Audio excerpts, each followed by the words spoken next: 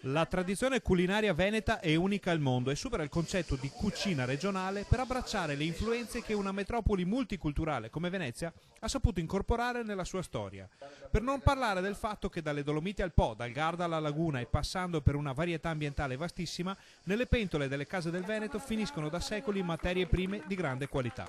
Da qui parte il percorso della prima edizione del Festival della Cucina Veneta, che fino a domenica porterà a Villa Obizi di Albignasego il top della produzione enogastronomica regionale. La prima cucina internazionale della storia, grazie anche alle peripezie, all'eccezionale storia della Repubblica di Venezia, quindi 10 secoli in cui noi ci siamo appropriati di tradizioni gastronomiche orientali, mitteleuropee, greche, slave, abbiamo creato un modello di cucina unico al mondo grazie a questa storia e grazie chiaramente alla varietà geografica. Il 5, il 6 e il 7 luglio ci sarà tantissimo cibo, ci sarà da mangiare e da bere, ma ci saranno laboratori, workshop per bambini, presentazioni librarie, spettacoli teatrali, rievocazioni folcloristiche, concerti musicali, quindi moltissima cucina ma tantissima cultura. E anche l'assessore regionale ha una sua lista delle preferenze quando si parla di cucina. Si va dal pesce e dalle sardine in Saora, che penso siano nel cuore di tutti noi veneti,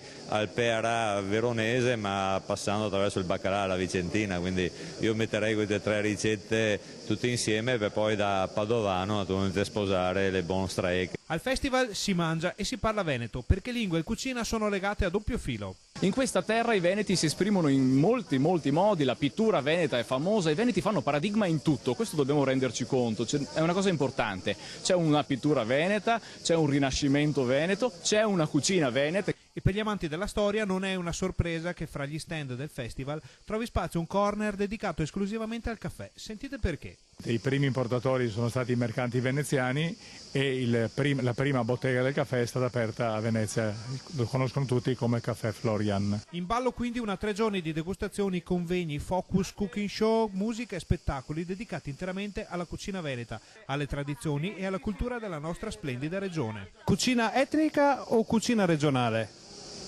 Cucina veneta.